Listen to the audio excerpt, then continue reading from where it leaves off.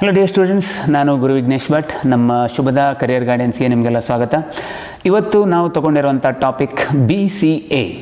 So BCA ಅಂದ್ರೇನು, ಯಾವ type ಇರುತ್ತೆ ಕೋರ್ಸು, BCA ಆದಮೇಲೆ ಯಾವ ಕಾಲೇಜಸ್ಸಿಗೆ ಅಂದರೆ ಹೈಯರ್ ಸ್ಟಡೀಸಿಗೆ ಹೋಗ್ಬೋದು, ಜಾಬ್ ಅಪಾರ್ಚುನಿಟೀಸ್ ಯಾವ ಟೈಪ್ ಇರುತ್ತೆ, ಇದನ್ನೆಲ್ಲ ನಮಗೆ ಡೀಟೇಲಾಗಿ ತಿಳಿಸ್ಕೊಡಲು ನಮ್ಮೊಂದಿಗೆ ಇದ್ದಾರೆ ಇವತ್ತು Samarth Bhat.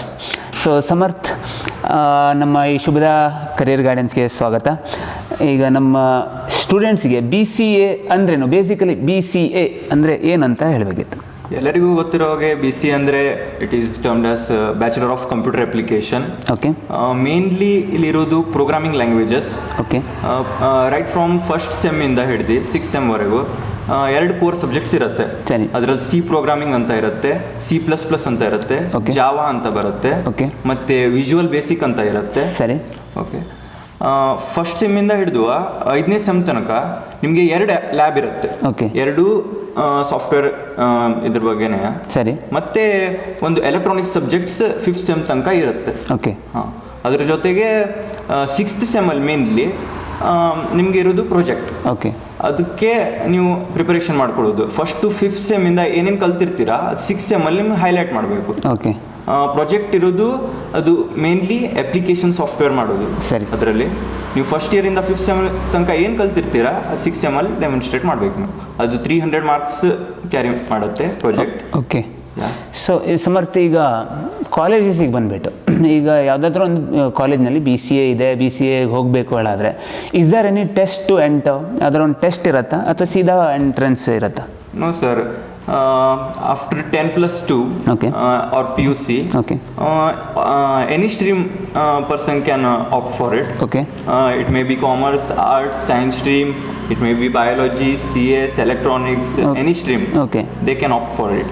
Those who are interested in programming, completely purely in programming languages, anybody can opt for it. There is no eligibility rather than qualifying PUC. Okay, nice. No requirement of CET or any common entrance test. Okay.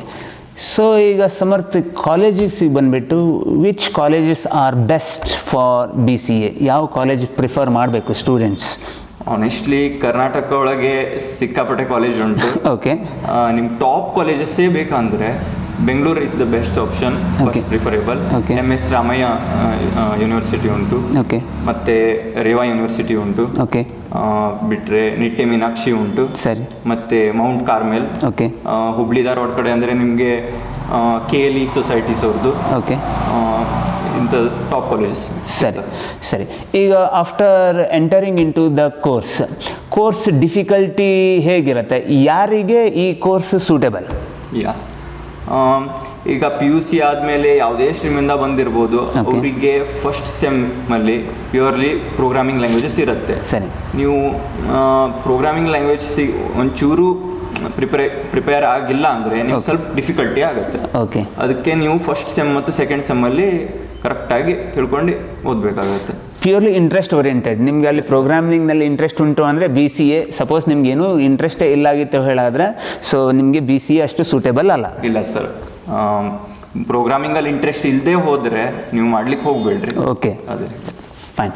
ಈಗ after 3 years ಅವರಿಗೆ ಮುಗೀತು, BCA ಮುಗೀತು. ಏನು next ಜಾಬಿಗೆ ಹೋಗ್ಬೋದಾ ಅಥವಾ ಮತ್ತು higher ಸ್ಟಡೀಸಿಗೆ ಹೋಗೋದು better? BCA is a professional course. Okay. All know ನಿಮ್ಗೆ job ಸಿಗುತ್ತೆ ಯಾವುದೇ ಇಂಡಸ್ಟ್ರಿಯಲ್ಲಿ, IT ಕಂಪ್ನಿಯಲ್ಲಿ ನಿಮ್ಗೆ ಡೆಫಿನೆಟ್ಲಿ ಜಾಬ್ ಸಿಗುತ್ತೆ. ಓಕೆ. ಆದರೆ ನಿಮಗೆ ಸ್ಯಾಲರಿ ತುಂಬ ಕಡಿಮೆ. ಓಕೆ. ರಫ್ಲಿ 12,000 to 15,000 ನಿಮ್ಗೆ ಫಸ್ಟ್ ಸಿಗೋದು. ಓಕೆ. ಅದಕ್ಕೆ ನಾವು ಪ್ರಿಫರ್ ಏನು ಮಾಡೋದು ಅಂದರೆ ನೀವು MCA ಮಾಡಲೇಬೇಕು. ಓಕೆ. MCA ಮಾಡಿದ್ರೆ ನಿಮ್ಗೆ ಒಳ್ಳೆ ಸ್ಯಾಲರಿ ಸಿಗುತ್ತೆ. ಅಂದರೆ ಆಲ್ಮೋಸ್ಟ್ ಅಂದರೆ BCA ಮಾಡ್ತಾನೆ ಹೇಳಿದ್ರೆ MCA ಮಾಡೋದು ಬೆಸ್ಟ್ ಸರ್. ಓಕೆ. MCA ಮಾಡಿದ್ದು. ಓಕೆ. ಈಗ MCA ಮಾಡಲಿಕ್ಕೆ ಏನು ಯಾವ್ಯಾವ ಕಾಲೇಜಸ್ಸು, ಹೇಗೆ ಎಂಟ್ರೆನ್ಸು ಎಲ್ಲ ಹೇಗಿರುತ್ತೆ? ಆಫ್ಟರ್ BCA ನಿಮಗೆ PGCET ಅಂತ ಇರುತ್ತೆ. ಓಕೆ.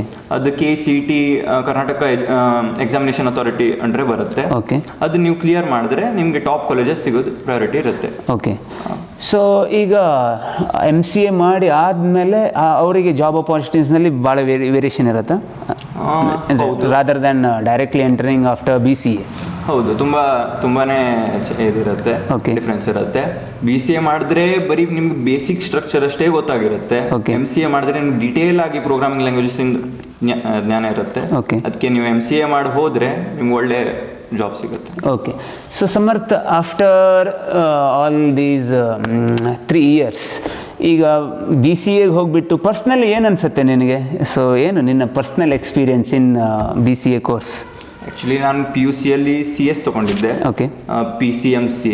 ಅದಾದ್ಮೇಲೆ BCA ಆಪ್ಟ್ ಮಾಡಿದ್ದೆ. ಸರಿ. ಪ್ಯೂರ್ಲಿ ಪ್ರೋಗ್ರಾಮಿಂಗ್ ಲ್ಯಾಂಗ್ವೇಜಸ್ ಮೇಲೆ ಇದೆ ಅಂತ. ಅದಕ್ಕೆ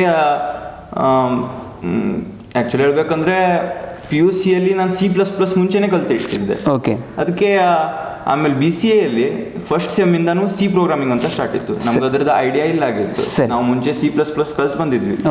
ಅದಕ್ಕೆ ಏನು ಹೆಚ್ಚೇನು ಡಿಫ್ರೆನ್ಸ್ ಇರುವುದಿಲ್ಲ, ತುಂಬಾ ಬೇಸಿಕ್ಸೇ ಕಲಿಸೋದು ಅದರಲ್ಲಿ. In personal point of view ತುಂಬಾ ಒಳ್ಳೆ ಎಕ್ಸ್ಪೀರಿಯನ್ಸ್ ಇತ್ತು. ಹೊಸ ಲ್ಯಾಂಗ್ವೇಜಸ್ ಕಲಿಲಿಕ್ಕೆ ಸಿಕ್ತು. ಜಾವಾ ಕಲೀಲಿಕ್ಕೆ ಸಿಕ್ತು. ಮತ್ತೆ ವಿಜುವಲ್ ಬೇಸಿಕ್ ಅಂತ ಇತ್ತು, ಅದು ಮೇನ್ಲಿ ಯೂಸ್ ಆಗೋದು ನಿಮ್ಗೆ ಅಪ್ಲಿಕೇಶನ್ ಡಿಸೈನ್ ಮಾಡ್ಲಿಕ್ಕೆ. ಮತ್ತೆ ಲಾಸ್ಟಿಗೆ 6th SEM ಅಲ್ಲಿ ಪ್ರಾಜೆಕ್ಟ್, ಅದು ಮೇನ್ ಇತ್ತು. ಅದೊಂದು ಹೊಸ ಎಕ್ಸ್ಪೀರಿಯನ್ಸ್ ಇತ್ತು. ನಾವು ಒಂದು ಅಪ್ಲಿಕೇಶನ್ ರೆಡಿ ಮಾಡಿದ್ವಿ, ಫಾರ್ಮಸಿ ಮ್ಯಾನೇಜ್ಮೆಂಟ್ ಸಿಸ್ಟಮ್ ಅಂತ. ಒಳ್ಳೆ ಮಾರ್ಕ್ಸ್ ಸಿಕ್ತು. ಅದರಿಂದ ಒಂದು ಕುತೂಹಲ. ಸರಿ, ಈಗ ಸಮರ್ಥ್, ಈ ವಿಡಿಯೋನ ಪರ್ಟಿಕ್ಯುಲರ್ಲಿ PU1 PU2ನವ್ರು ನೋಡ್ತಾರೆ, ಅಥವಾ ಜಸ್ಟ್ BCA ಎಂಟರ್ ಆಗ್ತಾ ಇರೋರು ಅಥವಾ ಎಂಟರ್ ಆದವರು ನೋಡ್ತಾರೆ. ಸೊ ಅವರಿಗೆಲ್ಲ ಏನು ಮೆಸೇಜ್ ಹೇಳಲಿಕ್ಕೆ ಇಷ್ಟಪಡ್ತೀನಿ? ನೋಡ್ರಿ juniors, after +2 if you are really interested in programming languages, you can either opt for engineering ಬಿಟ್ಟರೆ ನೀವು BCA ಮಾಡ್ಬೋದು. ಪ್ಯೂರ್ಲಿ ಪ್ರೋಗ್ರಾಮಿಂಗ್ ಲ್ಯಾಂಗ್ವೇಜಸ್ ನೀವು ಕಲಿಯೋದು ಇಂಟ್ರೆಸ್ಟ್ ಇದ್ದರೆ, ಇಲ್ಲಾಂದರೆ ಮಾಡ್ಲಿಕ್ಕೆ ಹೋಗಬೇಡ್ರಿ. Okay, so Samarth, thank you for your information. So ನಮ್ಮ BCA ಬಗ್ಗೆ ಡೀಟೇಲ್ ಆಗಿ ಎಲ್ಲ ವಿಷಯವನ್ನು ತಿಳಿಸ್ಕೊಟ್ಟಿದ್ದಕ್ಕೆ ನಮ್ಮ ಶುಭದ ಎಜುಕೇಷನ್ ಪರವಾಗಿ ನಿನಗೆ ಹೃತ್ಪೂರ್ವಕವಾದಂಥ ಧನ್ಯವಾದವನ್ನು ಸಲ್ಲಿಸ್ತೇವೆ. ಸೊ ಸ್ಟೂಡೆಂಟ್ಸ್, ನಮ್ಮ ಪ್ರೀವಿಯಸ್ ವಿಡಿಯೋಸ್ ಬಗ್ಗೆ ನಿಮ್ಗೆ ಐ ಹೋಪ್ ನೀವು ನೋಡಿರ್ತೀರ. ಡಿಸ್ಕ್ರಿಪ್ಷನಲ್ಲೂ ಲಿಂಕ್ ಇರುತ್ತೆ, ಅದನ್ನು ಕ್ಲಿಕ್ ಮಾಡಿ ನೀವು ಬೇರೆ ಬೇರೆ ಕರಿಯರ್ ಬಗ್ಗೆ ಮಾಹಿತಿಯನ್ನು ಪಡ್ಕೋಬೋದು. ಸೊ ನಮ್ಮ ನೆಕ್ಸ್ಟ್ ವಿಡಿಯೋದಲ್ಲಿ ಬೇರೊಂದು ಕ್ಷೇತ್ರವನ್ನು ಡೀಟೇಲ್ ಆಗಿ ತಿಳ್ಕೊಳ್ಳುವ.